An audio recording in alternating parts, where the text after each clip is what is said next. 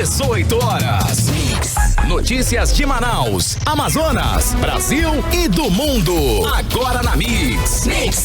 Bacana, muito boa noite para você que está ligado em 100,7. Boa noite para você na sintonia certa no melhor Mix do Brasil. Começa agora o programa 18 horas em segunda-feira, dia 26 de outubro de 2020. Estamos juntos, Ari Guedes, o DJ, Karine Leão e Carlos Júnior. Estamos juntos com a equipe de jornalismo que produz aí 18 horas. Estamos mais uma vez com você, começando uma segunda, começando uma semana. E nós vamos até às 7, não é isso, Karine Leão? Até às 7 da noite com vocês. Exatamente. Muito boa noite para você que acompanha a programação da Rádio Mix. Estamos juntos sim até às 7 da noite no programa 18 horas. Boa noite especial, bem-vindo para você que nos assiste pelo aplicativo Mano. E o Wellington Trovão é quem está operando as máquinas do aplicativo Mano. Boa noite para vocês, sejam muito bem-vindos. Ok, agora são 6 horas e 1 minuto em Manaus. Segunda-feira, Karine, saímos aí de um final de semana que, para variar, né, foi um final de semana normal em Manaus, né? Continuou bastante agitado, né? Normal, cheio de festas. Cheio de festas, cheio de agito. Aglomerações. Cheio de aglomerações aí, né? E bateu aí, inclusive, né? O mundo bateu 9 vezes o recorde de novos casos de Covid-19 em outubro, segundo dados da Organização Mundial de Saúde atualizados até às 5 da tarde no horário de Brasília desta segunda. Então, o mundo já bateu aí 9 vezes.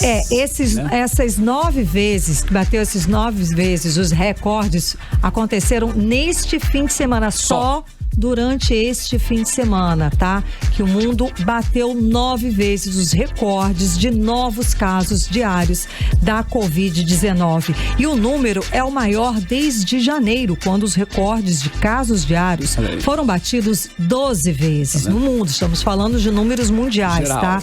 A sequência de recordes ocorre no momento em que a Europa se depara com efeitos da segunda onda de infecção pelo novo coronavírus e mais países passam a adotar medidas restritivas. E além disso, os Estados Unidos seguem sim tentando conter a evolução do surto, mas encaram aí, né, complicações. Aumento expressivo no número de casos já confirmados. Os Estados Unidos são, inclusive, o país com o maior número de casos no recorde mais recente registrado, que é de 73.342 novos casos da doença. E na sequência vem a Índia com 53.370 casos. Depois a França, 41.825 casos e o Brasil somando 24.858 novos casos. Isso na sequência de recordes, que são os registros diários, né, que nós falamos no início. Tá complicado, hein? Isso, Karine, porque os números totais de casos registrados da Covid no mundo, né? Os Estados Unidos somam 8.744.263 casos lá. Em segundo lugar, vem a Índia com 7.909.959 pessoas. E em terceiro lugar, somando aí tudo, o Brasil está com 5.395.920 casos já confirmados, né? Os que estão confirmados, né? O total, né? São os casos totais. Portanto, aí é recorde em cima de recorde e final de semana em Manaus bastante agitado, com certeza um novo recorde também aqui deve estar aí, né? Registrado. 6 horas e 4 minutos, juntos mais uma vez com você em 100,7, começando uma semana aqui no melhor Mix do Brasil, no programa 18 horas até às 7 da noite. Você está ouvindo 18 horas. Bom, apesar do governo do Amazonas insistir em que o estado não passa por uma segunda onda de Covid-19, os números oficiais mostram simplesmente o que? O contrário disso. As mortes causadas pela Covid voltaram a aumentar e, detalhe, aumentaram muito. O mês de outubro ainda nem acabou e já registra maior número de mortes em relação ao mês anterior, que foi setembro. Exatamente, Carlão. E os dados comparativos são do boletim da Fundação de Vigilância em Saúde do Estado e mostram que até o dia 24 deste mês, Manaus já registrava 179 mortes em todo o mês de setembro, que foram 177 mortes por Covid-19. E ainda, segundo os números, a média diária de mortes em setembro, olha só, foi de 5,9 e agora em outubro essa média já saltou para 7,45. 5 simplesmente.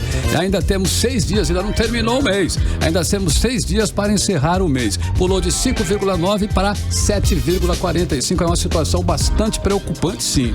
Pois é, exato o que a gente estava falando. Até o dia 24 desse mês, registrou 179 mortes. E no mês de setembro inteiro, foram 177 mortes. Ou seja, realmente o número saltou bastante. É uma realidade. E essa realidade é estarrecedora, né, Carlão? Estamos falando aí de mortes, estamos falando de famílias que perderam seus pais, mães, filhos, avós, amigos próximos, amigos queridos, né? São vidas que foram interrompidas por causa da Covid-19. Detalhe, hein, o que é pior, né? Poderiam ter sido evitadas caso o Estado tivesse dado maior suporte para a saúde pública, um suporte total, integral, inclusive, né? Se não tivesse corrupção, desvio de dinheiro público, isso seria possível. E o que vimos, Karine e ouvintes em 100,7, foi a completa falta de estrutura de organização por parte do governo do Estado para enfrentar o quê? Essa tão monstruosa pandemia que infelizmente ainda não acabou. Carlão, e para agravar ainda mais esse quadro, parece que o governo do estado não aprendeu nada, não se reorganizou. Escutem essa, o Hospital Delfina Aziz, que é referência no tratamento de pacientes com Covid-19 aqui no estado, está com 94% dos leitos de UTI ocupados. E esse número registrado nesse domingo se aproxima do pico de internações que o hospital chegou a registrar durante a pior fase da pandemia no Amazonas, que foi entre os meses de abril e maio, e foi de 96%. E com esse quadro, a rede de saúde do Amazonas corre novo risco de entrar em colapso por causa do crescimento acelerado dos casos da segunda onda de Covid-19 aqui no estado. A repórter Odinê Araújo traz os detalhes sobre esse assunto agora pra gente. Vamos conferir. Aos poucos, a rede de saúde do Amazonas dá sinais de estrangulamento ou de que está prestes a novamente entrar em colapso por causa do crescimento do coronavírus no estado. Até sábado foram registradas mais mortes do que durante todo o mês de setembro. Foram 179 contra 177. A média diária de mortes também aumentou, passando de 5,9 para 7,45. Na sexta-feira, foram 30 mortes no Amazonas por Covid-19.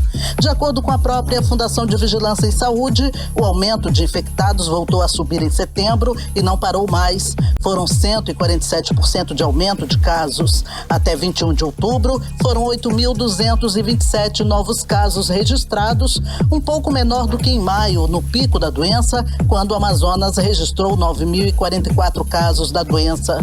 O que mais preocupa é que hoje o Amazonas só tem um hospital de referência para receber os casos de Covid-19 e ele já está praticamente lotado. De acordo com reportagem da Rede Globo, o número de ocupação dos leitos de UTI no Delfina Aziz chega a 94%. Para pacientes com outras doenças, a ocupação de leitos de UTI nos hospitais públicos do estado já chegou a 100%. Em entrevista à Globo News sobre a situação do coronavírus no Amazonas, o epidemiologista da Universidade Federal do Rio de Janeiro, Roberto Medronho, confirmou uma segunda onda da doença no estado e disse que a falta de leitos é preocupante. Agora, Manaus está vivendo uma segunda onda, sim. A taxa de ocupação de 94% é considerada praticamente como não tendo possibilidade de internar, porque nunca é 100%, porque como os hotéis entra e sai pessoas todas as horas. Então, quando você avalia num determinado ponto do tempo, não é 100%, mas 94% é praticamente 100%. Tem que abrir mais leitos, sim, que é a única chance de recuperar aqueles pacientes que evoluem para as formas graves. O governo do estado não admite uma segunda onda da doença, mesmo com todos esses números, mas anunciou que está mexendo na rede hospitalar para tentar conseguir mais leitos para as vítimas da doença. Sem os hospitais de campanha, desmontados quando os casos estavam em queda, a Policlínica Gilberto Mestrinho, no centro, vai receber os pacientes do interior. Para conseguir mais leitos em Manaus, o governo do estado começou hoje uma ação para deshospitalizar o maior número de pessoas. A ideia é fazer algum tipo de remanejamento dos pacientes que aguardam cirurgias. O epidemiologista Roberto Medronho lembra que é preciso manter os cuidados de higiene para evitar a contaminação. essa é uma doença que nós precisamos ter muito cuidado. Ao reabrir a economia, é fundamental que todos respeitem as regras, não se aglomerem, usem as máscaras, higienizem frequentemente as mãos. E em Manaus, por exemplo, nós não vimos isso. Nós vimos várias reportagens aqui mesmo na Globo News de pessoas nas ruas do comércio muito cheias, muito aglomeradas, como se tivessem sido contempladas com a imunidade de grupo, a imunidade de rebanho. E isso não é verdade e não será verdade em nenhum lugar do mundo. Odinei Araújo para o 18 horas. Bom, e sobre o assunto, a Secretaria Estadual de Saúde informou por meio de nota que o governo colocou em operação um plano de contingência para o período sazonal da síndrome respiratória aguda grave, hein? Esse período vai de novembro a junho e coincide com o aumento dos casos de doenças respiratórias, incluindo a Covid-19. Ainda de acordo com a nota, o plano tem como principal objetivo aumentar o número de leitos para a Covid-19 e reduzir as internações por outras causas na rede estadual de saúde. De qualquer forma, a situação reflete o quê? A total falta de organização e falta de prioridade deste governo para a área da saúde. Aí não é, Karine? E ouvintes em 100,7. O governo do Amazonas não fez praticamente nada para tentar organizar a área de saúde. Isso é fato, é claro.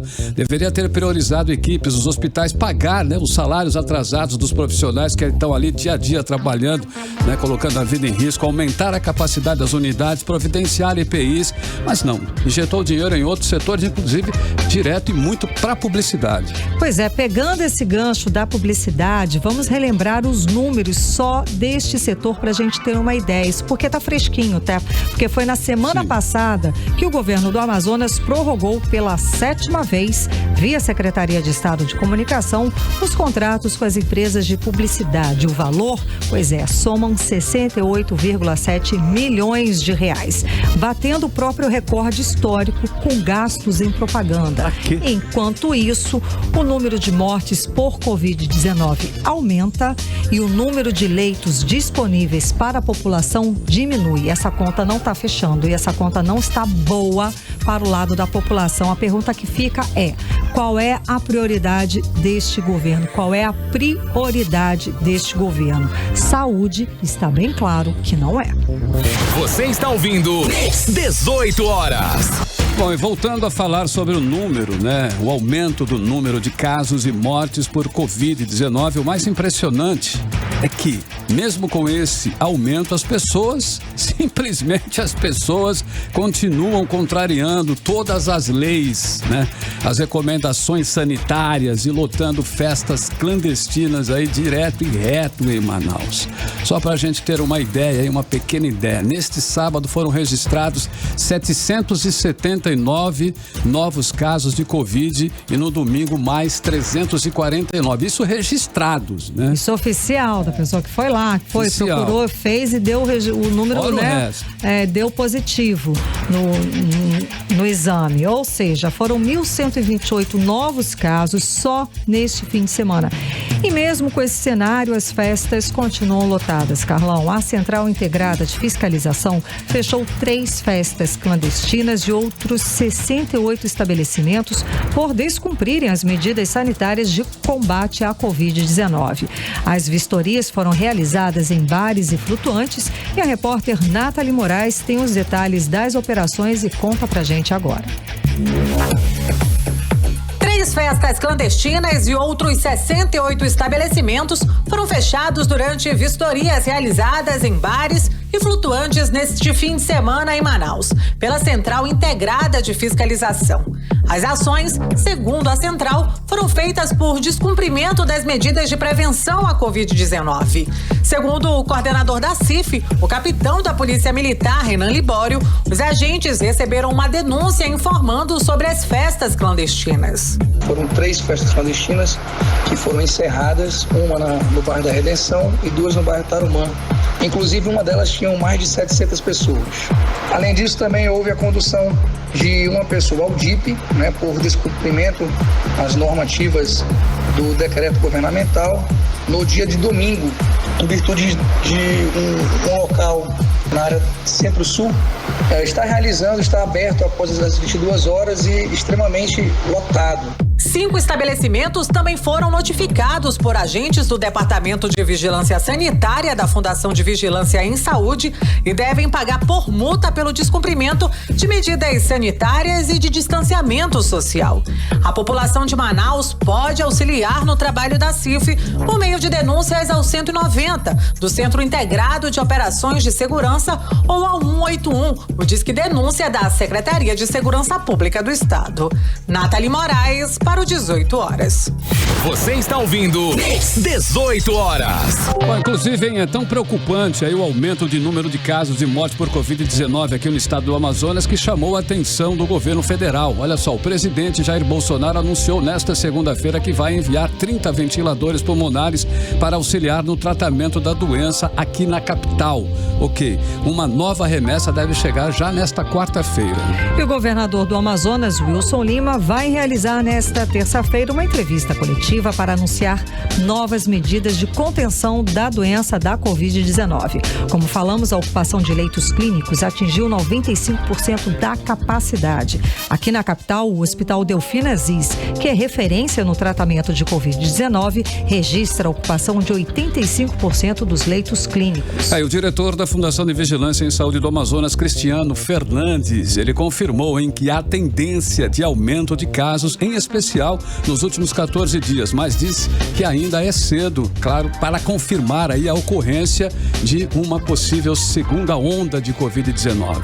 Fernandes disse ainda que pediu que a população colabore com as medidas de controle como o distanciamento social e o uso de máscaras. Ele disse o seguinte, abre aspas, estamos entrando no inverno amazônico e isso facilita a transmissão de gripes, resfriados e, é claro, também da Covid-19, fecha aspas, explicou.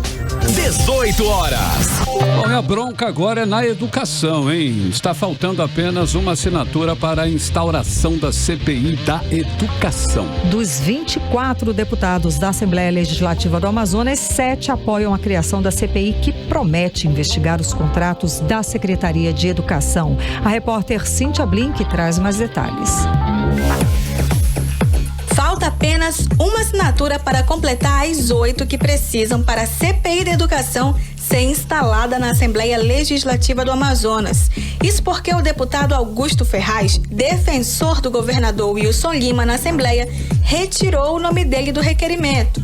A proposta da comissão é examinar os contratos da Secretaria de Estado de Educação e Desporto, em especial um possível superfaturamento de mais de 130 milhões de reais dos contratos emergenciais, como diz o requerimento de autoria do deputado Wilker Barreto. Além do autor, o pedido para a criação da CPI foi assinado pelos deputados Dermilson Chagas, Serafim Correia, Sinésio Campos, Josué Neto, Fausto Júnior e delegado Péricles. São 24 deputados e falta apenas uma única assinatura para a comissão ser criada. Mas parece que a ideia de uma CPI que atinge em cheio a SEDUC não agrada nada o governador Wilson Lima. Por isso, o deputado Serafim Correia acredita que vai ser difícil conquistar mais um nome para o requerimento. A CPI da Educação depende de uma assinatura. No entanto, ao que se sabe pelos bastidores, a ordem do governo é que nenhum deputado da sua base assine. Sendo assim, nós não conseguiremos a 8ª assinatura, porque o governo tem 17 deputados que lhe apoiam. No entanto, vamos aguardar o andar dos acontecimentos e ver o que acontece nas próximas semanas. A resistência do governo não é à toa. O primeiro escândalo da gestão Wilson Lima, primeiro de uma série que parece não ter fim, foi justamente na SEDUC e levou à queda do então secretário da Educação, Luiz Castro. Isso foi ano passado, quando o empresário Francisco Dantas denunciou que pagava propina aos parlamentares da Assembleia para a Dantas Transporte trabalhar para o governo. Apesar do cenário desfavorável, o deputado Dermilson Chagas, que também apoia a criação da CPI, está otimista. Última assinatura vem sim, né? Hoje nós sabemos que a base, muita gente já está ficando insatisfeita com o governo. Estamos terminando um processo eleitoral aí pela frente e nós estamos aguardando que mais uma assinatura se concretize e finalize a instalação da CPI da Educação. Se a CPI da Educação acontecer, será que o Amazonas vai ver mais uma secretaria mudando de nome? Semelhante a Suzan, que virou SES logo depois da investigação da CPI da Saúde e da Operação Sangria da Polícia Federal? Cíntia Blinker, para o 18 horas. 18 horas. Olha aí, em 6 horas e 20 minutos em Manaus. Boa noite para você em 100,7. Segunda-feira hoje, hein, pessoal? Começando mais uma semana, uma boa semana para todos nós aqui em 100,7 no melhor Mix do Brasil. Olha só, já confirmou, hein, que o novo disco intitulado Position vai ser lançado na sexta-feira, agora dia 30. A cantora também fez um anúncio aos fãs no Twitter, mostrando aí a lista com os nomes das músicas e também as parcerias aí, que é a Ariana Grande, né, Karime? Com um novo trabalho dela aí, bacana. Exato, o novo trabalho dela deve ter aí 14 faixas inéditas e conta com várias participações maravilhosas, tá? Doja Cat, The Weeknd, enfim, tá maravilhoso. Mas enquanto não chega, vamos de música, vamos de Ariana Grande, vamos de Position. Você está ouvindo 18 horas. 6 horas 23 minutos em Manaus. Boa noite pra você nesta segundona, hein? Abrimos a playlist assim no melhor Mix do Brasil no 18 horas de hoje com Ariana Grande, a música Position. Mix. Bom, agora nós vamos conferir a previsão do tempo, hein? Para esta madrugada e para esta noite de segunda-feira, hein? Previsão do tempo com Karime Leão. Previsão do tempo. Segundo informações do Climatempo, a previsão é de pancadas de chuva durante a noite e a madrugada. A mínima prevista é de 24 graus e a máxima não deve passar dos 33 graus. As chances de chuva são de 90% e a umidade relativa do ar pode chegar a 88%. Agora 6h24, boa noite. Mix. Bom, vamos voltar a falar da situação da saúde aqui no nosso estado, né, o Amazonas. A fiscalização feita pelo Sindicato dos Médicos do Estado comprova a superlotação no pronto-socorro 28 de agosto e a sobrecarga de médicos e trabalhadores da saúde diante do crescimento da Covid-19 aqui na capital em Manaus. E o relatório vai ser encaminhado ao Ministério Público e até ao Ministério da Saúde. Vamos aos detalhes agora na reportagem de Odinei Araújo. Não é de hoje que as denúncias de superlotação no pronto-socorro 28 de agosto chegaram à redação do 18 horas. Uma das vezes foi no dia 16 de outubro, mas apesar de imagens viralizadas na internet, a Secretaria de Saúde do Estado negou que a unidade estivesse sem leitos. No fim de semana, nova denúncia, agora ao Sindicato dos Médicos, que após determinação judicial, conseguiu novamente fiscalizar as unidades hospitalares de Manaus.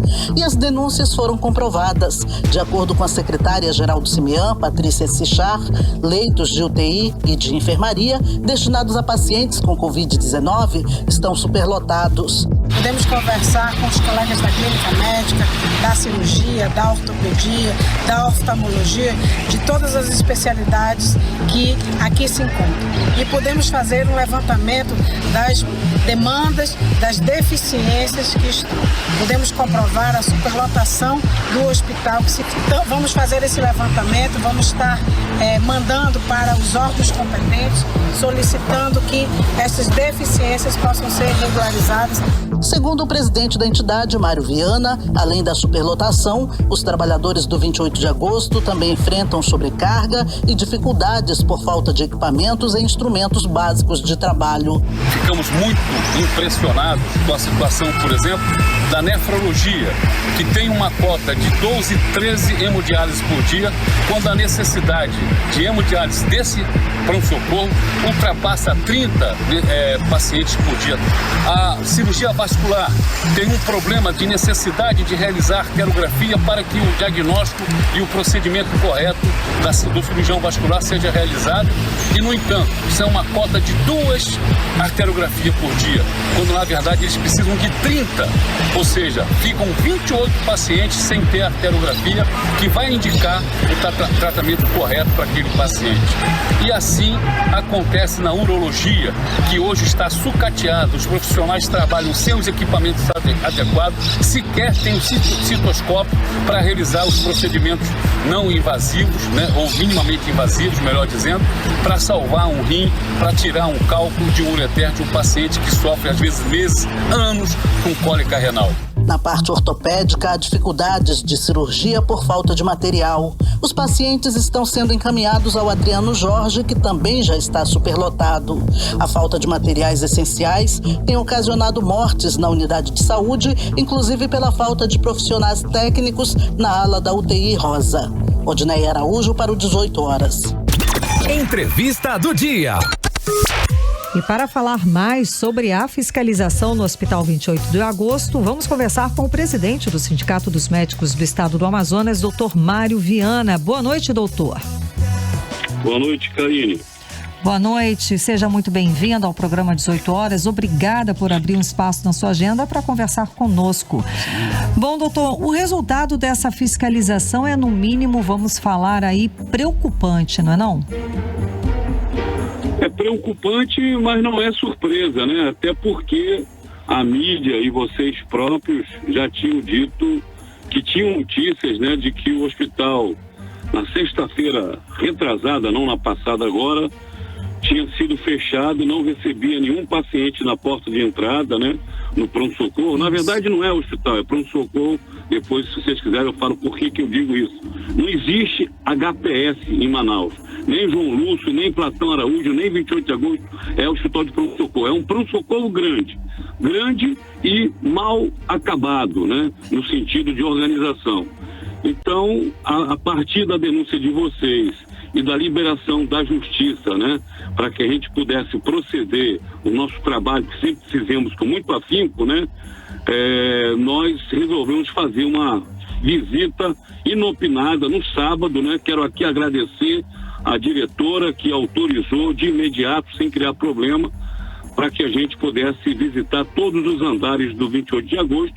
E não foi... era o que a gente esperava, porque nós já tínhamos as informações. O que mais chamou a atenção na fiscalização até agora, doutor? Para mim, o que mais chamou a atenção é exatamente todos os andares com superlotação. Eu tenho uns números aqui, se você me permite. Então, nós começamos pelo 5º andar e lá nós temos 12 leitos de UTI rosa, né, que é a UTI do Covid, que foi instalada lá. 10 leitos já estão ocupados. Tem alguns leitos de pós-operatório da cirurgia geral, todos ocupados, né? Inclusive alguns funcionários, infelizmente, transitando da ala da UTI rosa, né, para a enfermaria de cirurgia, o que não seria adequado, possivelmente por falta de profissionais, né?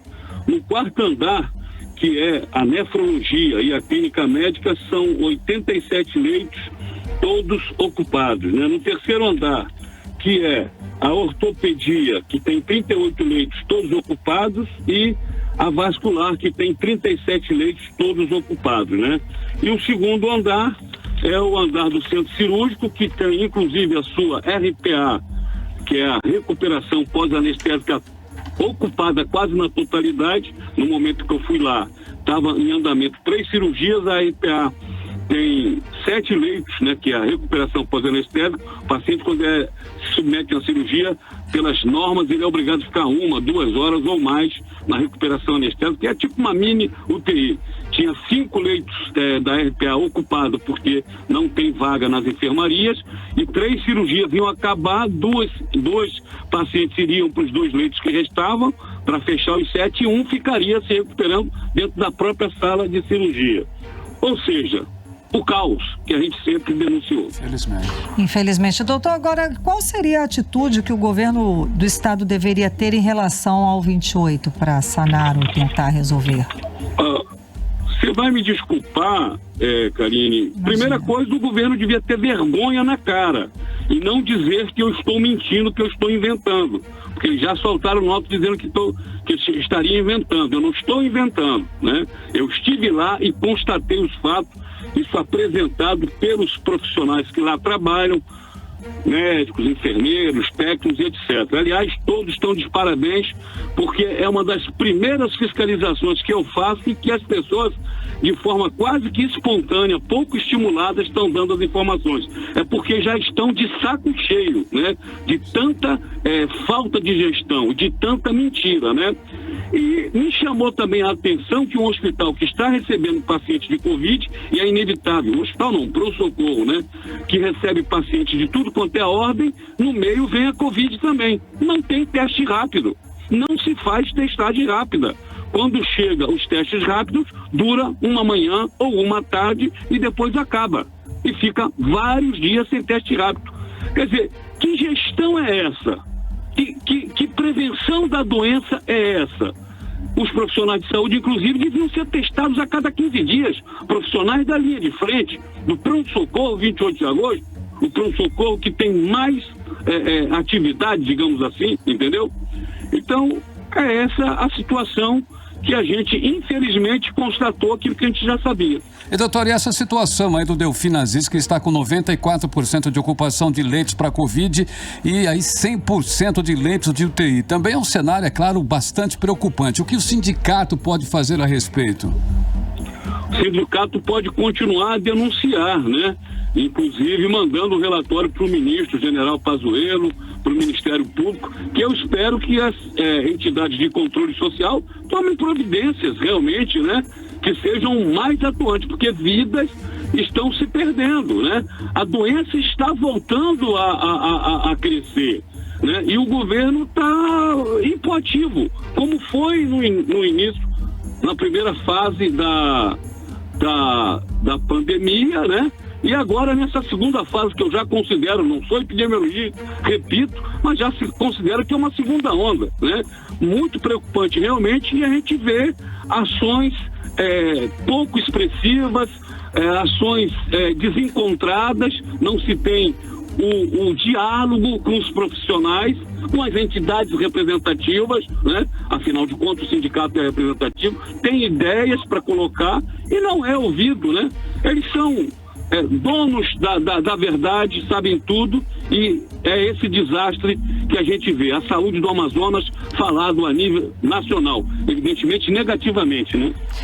Doutor, o governador, né, o Wilson Lima, ele falou à imprensa hoje, marcando uma coletiva para amanhã, para apresentar, né, algumas mudanças, algumas ações de combate à Covid-19. E numa nota da Secretaria Estadual de Saúde, disse que essas medidas têm como principal objetivo aumentar o número de leitos para a Covid-19 e reduzir as internações por outras causas na rede estadual de saúde. Seria como? Ele mandaria o paciente para casa? Rapaz, eu tenho pena do Wilson Lima, com todo o respeito que eu tenho à figura de um governador. Ele é muito mal assessorado, né? Qualquer pessoa de média inteligência, de conhecimento mínimo na área da saúde, sabe que ele está falando uma grande bobagem. E ainda mais vindo depois de uma primeira onda, de uma primeira fase da pandemia, aonde o sistema chegou ao colapso verdadeiramente, né? E essa demanda reprimida toda está chegando de volta agora. E eu constatei lá diversos pacientes, problemas os mais diversos, pé diabético de monte, paciente com hipertensão, paciente renal, paciente precisando fazer hemodiálise. 30 pacientes em média por dia, a cota que a diretora esforçadamente, quero aqui de novo deixar um elogio a ela, porque eu não só meto o pau não, eu sei elogiar, quando merece meu respeito, eu dou respeito. Agora não merece, eu não vou dar, entendeu? Fazendo um esforço tremendo para aumentar a cota e a Suzana negando. E diz que não tem, a fila da hemodiálise está diminuindo. Como que vai diminuir a fila da hemodiálise se não existe programa de transplante renal aqui? Só aumenta, só se eles forem mágicos, só se for Jesus Cristo, entendeu? Que é o único que tem capacidade de fazer milagre. Doutor, estão brincando com a saúde. Doutor, tem outro quadro também preocupante, que são os profissionais, né? Que estão com pagamentos ainda atrasados. Ainda tem o problema da falta de EPIs, ou seja, tudo continua igual mesmo? Não mudou nada no processo desde o início da pandemia? Os salários continuam atrasados. Talvez nem tanto como já chegou a acumular 3, 4 meses, parece que tem uma média de 2 ou 3 meses, né? Mas é preocupante. O pessoal dos técnicos de enfermagem tiveram, né? A verdade tem que ser dita, eu aqui não invento. Pelo menos é o que eles me dizem, que melhorou um pouco a situação do pagamento deles, a contratação, a tal contratação direta, né, temporária, ad eterno, sei lá, para mim irregular, mas se eles estão recebendo, menos mal, né? Mas continua faltando insumos, no 28 falta medicamentos como o fentanil, que é um sedativo, para ser usado no paciente que vai ser entubado ou que está entubado. Falta noradrenalina, amigo. Noradrenalina é o remédio que tira o paciente do choque. Num grande pronto-socorro não pode faltar noradrenalina, entendeu? E falta, né? Então falta gestão e os profissionais se dando ao máximo, se esforçando, adoecendo, né?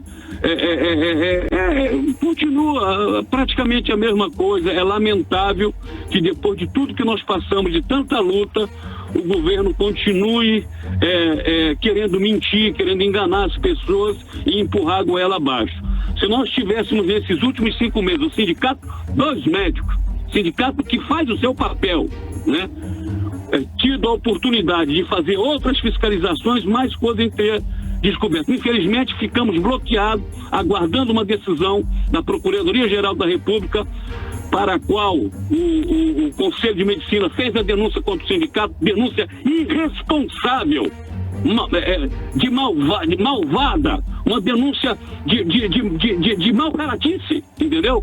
E prejudicou o trabalho do sindicato, levando a danos coletivos. Vamos entrar com uma ação de danos coletivos a favor dos médicos e dos pacientes do Amazonas por esse ato irresponsável. Doutor, então o senhor poderia citar assim 3 piores questões enfrentadas hoje aqui na saúde pública do estado? Posso. Falta de gestão. 3. Na sua opinião, o que poderia ser feito, inclusive, aí para minimizar esses problemas de um modo geral? Tem que ter um caminho, não é isso, doutor? Tem. Eu posso dizer que tive a oportunidade, depois de muito pensar, que era trocar o governo, né? Infelizmente, os deputados entenderam que não, né? Mas, graças a Deus, a CPI da saúde, né? Aconteceu no rastro do pedido de impeachment, né? E eu fui criticado por muita gente, até por colegas médicos, né? Mas uma gestão dessa desastrosa e que não mantém nenhum diálogo com os profissionais da área da saúde, área essencial, como é também a segurança, a educação, né? Mas a saúde é vida, meu amigo, e não tem como depois repor, né? Então não existe diálogo, não existe conversa. Vice-governador que tanto conversava comigo 2, 3 anos antes de ser eleito, pedia opinião sobre as questões da saúde, né? Nada, pelo contrário, só fez nos afastar, nos atacar, nos ameaçar, e ameaça eu não levo para casa, eu revido. Doutor Mário Viana, muito obrigada pela sua entrevista. Conversamos com a gente aqui com o presidente do Sindicato dos Médicos do Estado, doutor Mário Viana. Muito obrigada pela sua participação hoje aqui no programa 18 horas, esclarecendo pontos tão importantes aqui pra gente. Eu aqui agradeço e mais uma vez peço desculpa pela exaltação, mas não dá para ficar sem emoção diante do que a gente vê.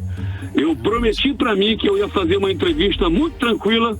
Acho que fiquei longe de conseguir, mas estou satisfeito. Imagina, doutor, a gente entende, a gente entende, doutor. Muito obrigada. Agradecemos. Muito obrigada pela entrevista. Uma ótima noite para o senhor. Tá bom, obrigado. Boa noite. Agora são 6h41 e você está no melhor mix do Brasil. 18 horas.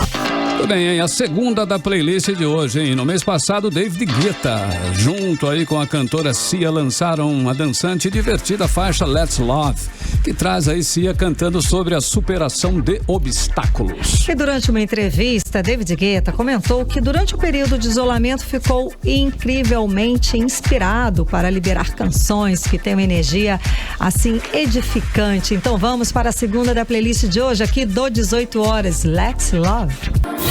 Você está ouvindo 18 horas.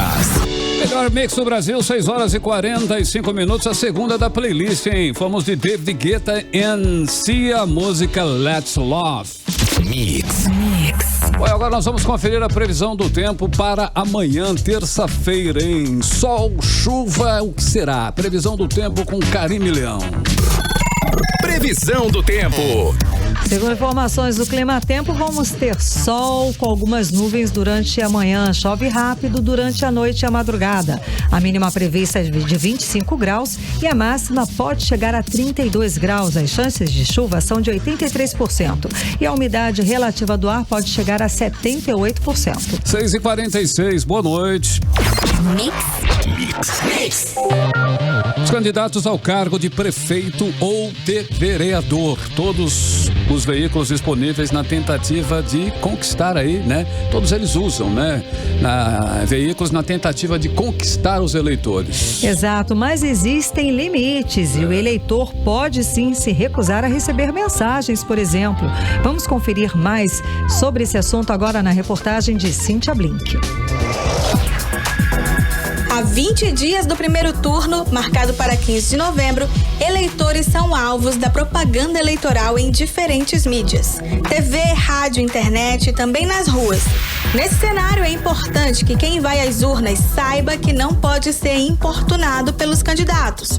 Por exemplo, caso você não queira mais receber mensagens pelo WhatsApp de alguém que tenta conquistar o seu voto, você pode simplesmente pedir para não receber mais. E, por lei, o candidato terá que acabar com os envios. Quem explica melhor é Aldo Evangelista, advogado especialista em direito digital e eleitoral. O WhatsApp, como eu falei, que o WhatsApp também é um provedor de aplicativo. O WhatsApp faz parte do mundo da internet, da propaganda eleitoral da internet, o WhatsApp. Você receber mensagens de candidato.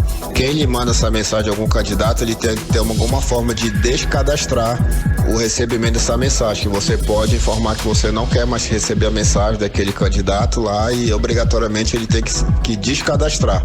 Se não fizer isso, há um procedimento na Justiça Eleitoral, tem até isso no site do TSE para você denunciar esse recebimento pelo WhatsApp, né? E pelo fato de você solicitar e não ter sido descadastrado. O advogado também esclarece como podem ser feitas as publicidades dos candidatos a prefeito e vereador na web.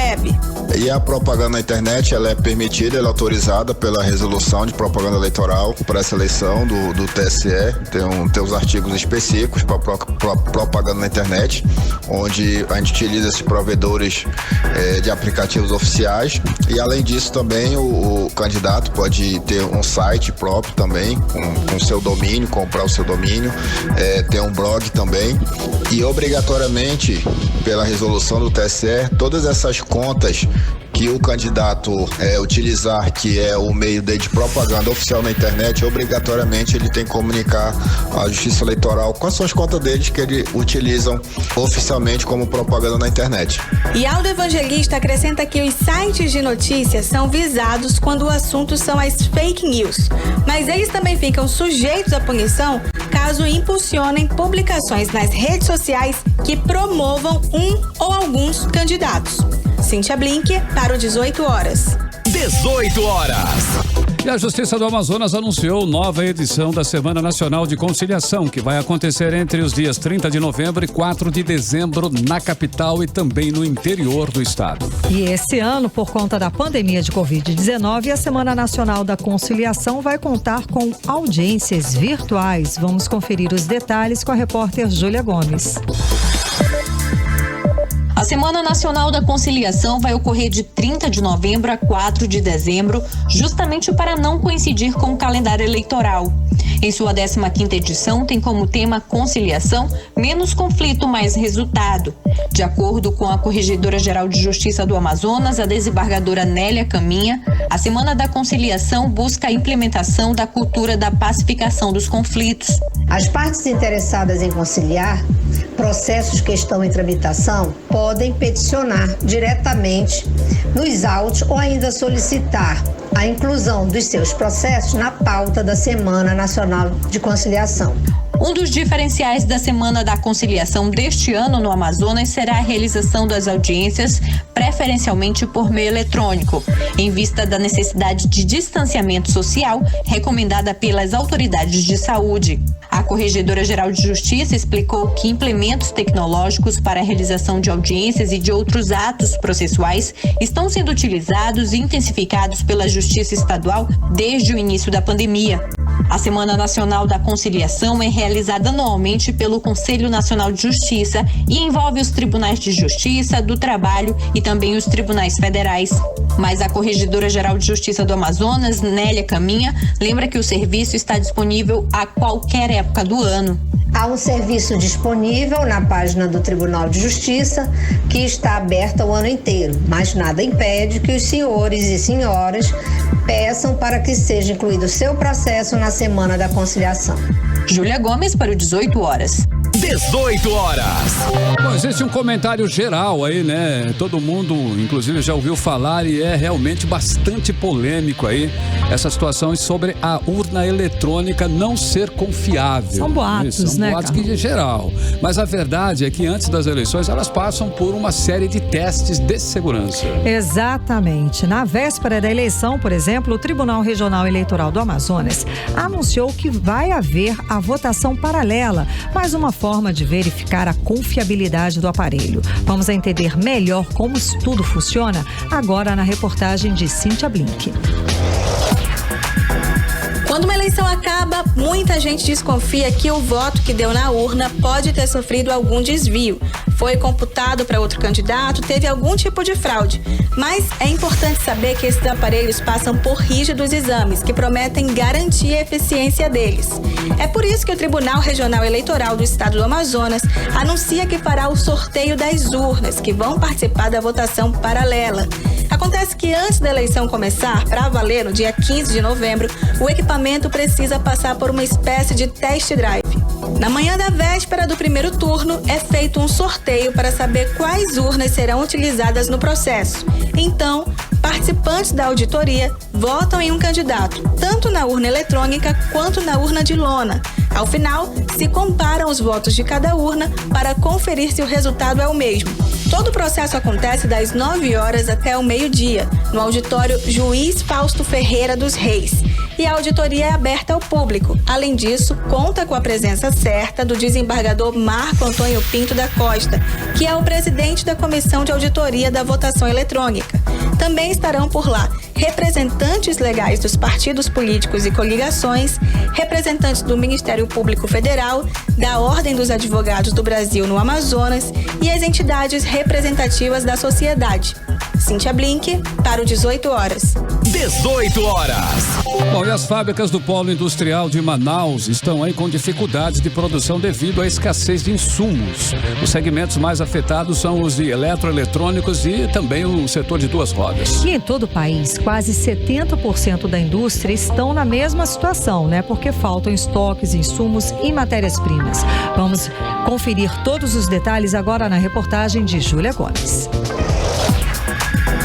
A indústria brasileira passa agora pelo segundo efeito da pandemia de Covid-19. O primeiro paralisou a produção. No segundo, faltam estoques, insumos e matérias-primas. É o que mostrou um levantamento feito pela Confederação Nacional da Indústria, CNI, com 1.855 empresas na primeira quinzena de outubro.